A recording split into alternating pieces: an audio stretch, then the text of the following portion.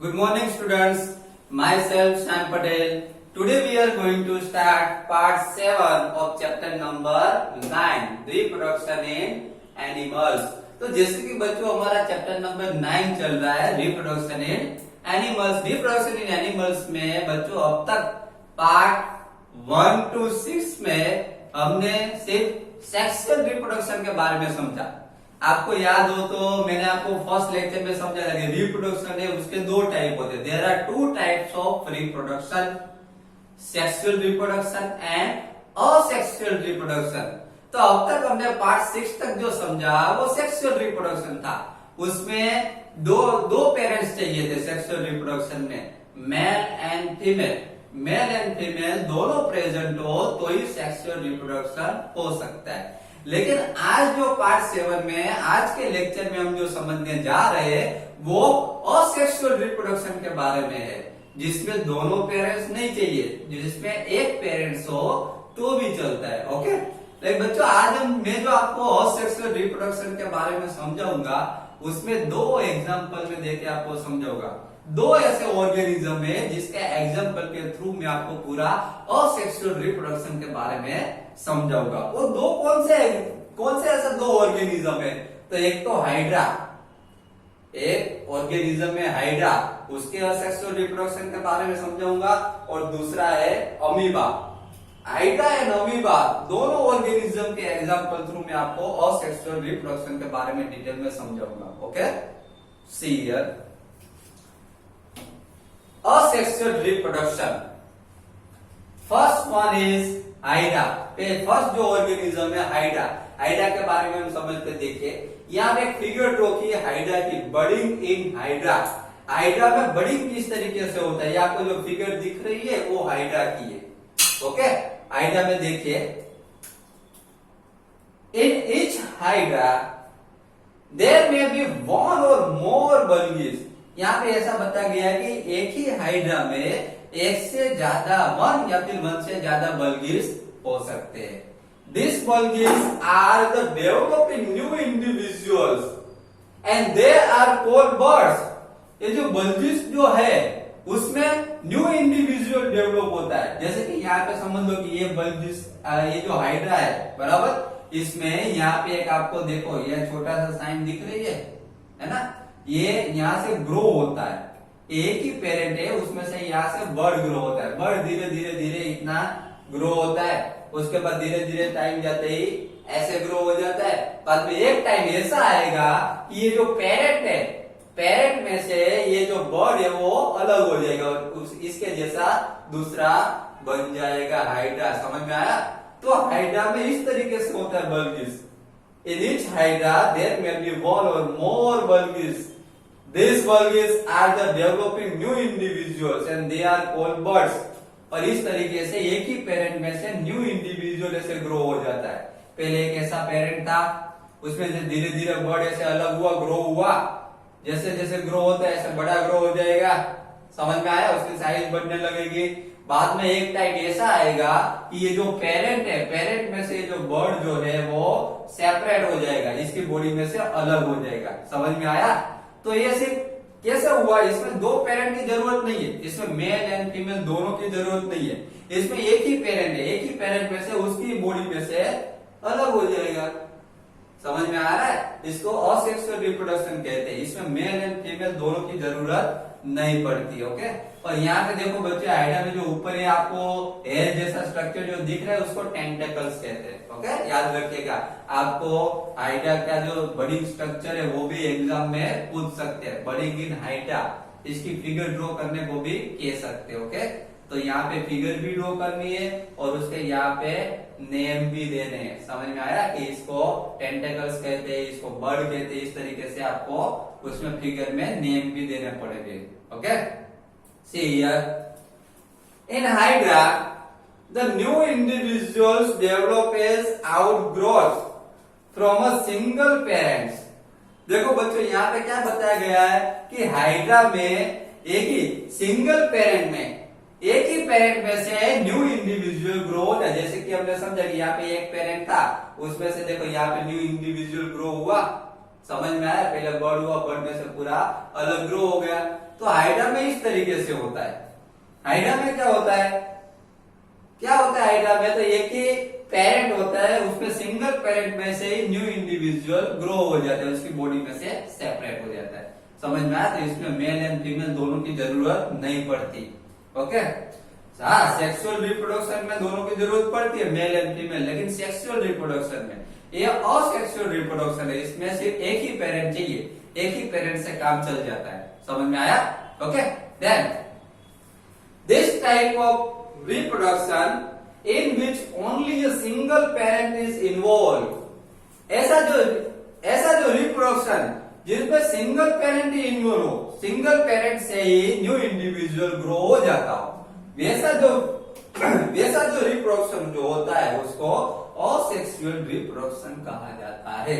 समझ में आया? तो बहुत ही इजी है असेक्सुअल रिप्रोडक्शन, इसमें एक ही सिंगल पेरेंट चाहिए और सिंगल पेरेंट की बॉडी में ही दूसरा न्यू इंडिविजुअल ग्रो हो जाएगा और उसकी बॉडी से सेपरेट हो जाएगा, अलग हो जाएगा। समझ में आया? तो ऐसे रिप्रोडक्शन को असेक्सुअल रिप्रोडक्शन कहा जाता है। Okay, now second organism is amoeba. अब अमीबा के बारे में समझते हैं। देखिए यहाँ पे अमीबा की मस्त फिगर ड्रॉ की हुई है ना? ये अमीबा की ये जो फिगर ड्रॉ की है, उससे फिगर से आपको पता चल जाएगा कि अमीबा में किस तरीके से ये जो रिप्रोडक्शन प्रोसेस जो होती है, असेक्सुअल रिप्रोडक्शन प्रोसेस किस तरीके से होती है। Okay, see here, amoeba is a single cell organism. बच्चों अमीबा जो है उसे सिंगल सेल ऑर्गेनिज्म कहा जाता है। देखिए हमने चैप्टर नंबर 2 में देखा था, अमीबा जो है सिंगल सेल ऑर्गेनिज्म है। सिंगल सेल ऑर्गेनिज्म मीन्स क्या? तो सिंगल सेल ऑर्गेनिज्म मीन जो एक ही सेल से बना हुआ है, जिसमें सिर्फ एक ही सेल होता है, उसको सिंगल सेल ऑर्गेनिज्म कहा जाता है। ओके, जैसे कि यहाँ पे फिगर ए देखिए, फिगर ए यहाँ पे दिख रही है आपको?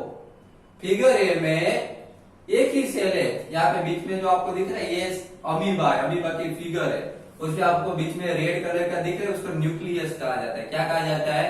न्यूक्लियस, याद रखेगा। Okay, then it begins the process of reproduction by the division of its nucleus into two nuclei। यहाँ पे ऐसा बताया गया है कि अमीबा की जो असेक्सुअल रिप्रोडक्शन की जो प्रोसेस जो होती है वो किस तरीके से होती है। तो उसमें सबसे पहले तो स्टार्ट कहां से होता है कि ये न्यूक्लियस जो होता है, ये जो न्यूक्लियस जो होता है सिंगल न्यूक्लियस, उसमें से पहले दो न्यूक्ली बन जाते हैं। समझ में आया? एक न्यूक्लियस में से दो न्यूक्लियस बन जाते हैं, अंदर ही डिवाइड। देखो पहले सिंगल था, बराबर, बाद में फिगर बी में देखो, फिगर बी में क्या हुआ? डिवाइडिंग न्यूक्लियस, एक ही न्यूक्लियस में दो न्यूक्लियस में डिवाइड हो गया कि नहीं? एक न्यूक्लियस में दो न्यूक्लियस बन गए। Then this is follow by division of its body into two. इससे क्या होगा? एक न्यूक्लियस में से दो न्यूक्लियस बनेंगे, बाद में दो न्यूक्लियस है वो धीरे धीरे ये जो अमीबा की जो बॉडी है उसको दो पार्ट में कन्वर्ट कर देंगे। क्या कर देंगे? दो पार्ट में डिवाइड कर देंगे। Each part receiving a nucleus, हर एक पार्ट को न्यूक्लियस मिल जाएगा। देखिए यहाँ पे फिगर सी में दिखाया गया है, फिगर सी आपको दिख रही है। सबसे पहले तो ये में क्या था? एक ही न्यूक्लियस था, उसके बाद क्या हुआ? रिप्रोडक्शन प्रोसेस स्टार्ट हुई, एक न्यूक्लियस में से दो न्यूक्लियस बने। समझ में आया? एक न्यूक्लियस में दो न्यूक्लियस बन गए, बाद में दो न्यूक्लियस ने क्या किया कि अमीबा जो थी उसको दो पार्ट में डिवाइड कर दिया। दिख रहे हैं आपको? हर एक पार्ट को अलग अलग न्यूक्लियस में, एक न्यूक्लियस इसको मिल जाएगा और एक न्यूक्लियस इस पार्ट को मिल जाएगा। तो एक में से, एक पेरेंट में से दो हुए। समझ में आया? दो में कन्वर्ट हो गए। Finally, two amoebas are reproduced from one parent amoeba. Figure D में देखो फाइनली क्या हुआ? पहले एक ही अमीबा थी, समझ में आया? एक में से डिवाइड हो गई। क्या हुआ? एक में से सबसे पहले एक अमीबा थी, एक न्यूक्लियस था, उसमें से दो न्यूक्लियस में कन्वर्ट हुआ, दोनों न्यूक्लियस के अलग अलग पार्ट हो गए। बाद में एक न्यूक्लियस इस पार्ट को मिल गया, एक न्यूक्लियस इस पार्ट को मिल गया, बाद में डिवाइड हो गए, दोनों अलग अलग हो गए, सेपरेट हो गए। समझ में आया? तो पेरेंट तो एक ही था, है ना? पेरेंट तो एक ही था, लेकिन एक पेरेंट में से दो अमीबा हो गए, कन्वर्ट हो गए। समझ में आया? तो दो इंडिविजुअल कन्वर्ट हो गए। क्लियर? ओके। देन तो ये इधर दिखा है डॉटर अमीबा, ये दोनों उसकी डॉटर है। समझ में आया? वो उसका न्यू बोर्न हुआ, न्यू इंडिविजुअल में कन्वर्ट हो गए, एक अमीबा में से दो बन गए। This type of asexual reproduction in which an animal reproduce by dividing into two individuals is called binary fission। देखो ऐसा रिप्रोडक्शन जिसमें एक में से ही दो में कन्वर्ट हो जाता हो, एक ही एनिमल हो। क्या लिखा है? Asexual reproduction in which an animal reproduce by dividing into two individual। एक ही ऑर्गेनिज्म में से, एक ही एनिमल में से अलग अलग दो इंडिविजुअल में कन्वर्ट हो जाता हो, वैसे जो रिप्रोडक्शन होता है उसको बाइनरी फिजन कहा जाता है। इसको क्या कहा जाता है? Binary fission. बच्चों, बाइनरी का मतलब होता है दो। बाइनरी का मतलब क्या होता है? दो पार्ट में कन्वर्ट होना। याद रखिए, इसलिए इसको बाइनरी फिजन कहा जाता है, क्योंकि एक ही पेरेंट में से दो अलग अलग ऑर्गेनिज्म में कन्वर्ट हो गए। समझ में आया? इसलिए इसको बाइनरी फिजन कहा गया। तो बहुत ही इजी है ना? ओके। अमीबा का पूरा स्ट्रक्चर बहुत ही इजी है। एक बार मैं आपको शॉर्ट में समझा दूं। सबसे पहले तो अमीबा जो है वो सिंगल सेल ऑर्गेनिज्म है। ये रही अमीबा, फिगर ए में ये सिंगल सेल ऑर्गेनिज्म है। ये सिंगल सेल ऑर्गेनिज्म है, उसमें एक ही न्यूक्लियस है, एक ही पेरेंट है। समझ में आया? एक ही न्यूक्लियस है, एक ही पेरेंट है। अब क्या होगा? एक न्यूक्लियस में धीरे धीरे दो न्यूक्लियस में कन्वर्ट हो जाएगा, है ना? सिंगल सेल जो ऑर्गेनिज्म अमीबा है उसमें से एक न्यूक्लियस में दो न्यूक्लियस में कन्वर्ट हो गए। अब क्या होगा कि ये जो दो न्यूक्लियस है उसके हिसाब से ये डिवाइड होगा। जो अमीबा जो है सिंगल सेल ऑर्गेनिज्म है वो दो पार्ट में डिवाइड होगा। समझ में? दोनों को अलग अलग न्यूक्लियस मिल जाएगा। इसको एक दो न्यूक्लियस है, उसमें से इसको एक न्यूक्लियस अलग मिल गया, इसको एक न्यूक्लियस अलग से मिल गया। समझ में आया? अभी क्या हो गया? दोनों पार्ट है वो सेपरेट हो जाएंगे। दोनों पार्ट क्या हो गए? एक दूसरे से सेपरेट हो जाएंगे। दोनों पार्ट एक दूसरे से सेपरेट हो गए तो दोनों पार्ट अभी फ्री हो गए। दोनों पार्ट दो इंडिविजुअल में कन्वर्ट हो गए, एक ही इंडिविजुअल में से दो इंडिविजुअल में कन्वर्ट हो गए, है ना? तो इसे ऐसा जो रिप्रोडक्शन प्रोसेस जो होती है जिसमें से सिंगल पेरेंट में से ऐसे टू इंडिविजुअल में जो कन्वर्ट होने की जो प्रोसेस है उसको हम बाइनरी फिजन कहेंगे। क्या कहा जाता है बच्चों? बाइनरी फिजन कहा जाता है। ओके। तो आज के लेक्चर में ये बच्चों हमारा लास्ट लेक्चर था इस चैप्टर का, चैप्टर नंबर 9 का ये लास्ट लेक्चर था, पार्ट 7। इस पार्ट में मैंने आपको जो भी समझाया असेक्सुअल रिप्रोडक्शन के बारे में, हाइड्रा का एग्जांपल लिया हमने और अमीबा का एग्जांपल लिया। ओके। तो इस पार्ट में मैंने आपको जो भी समझाया, अगर आपको पता ना चला हो ओके तो इसको आप 3-4 टाइम्स फिर आप इसको रिपीट कर सकते हो, वीडियोस रिपीट करके देख सकते हो। ओके। बाकी का इसकी जो पीडीएफ है चैप्टर नंबर 9 की पीडीएफ वो मैं आपको एप्लीकेशन में सेंड कर दूंगा। आप उसको नोटबुक में नोट डाउन कर लीजिएगा। और अभी एग्जाम आ गई है तो एग्जाम का लर्न करने बैठ जाना। ओके। और हमारी एग्जाम में हमारी जो ऐसे की जो एग्जाम आएगी, ऐसे की एग्जाम में चैप्टर 1 to 9 हो गए। कितने चैप्टर हो गए?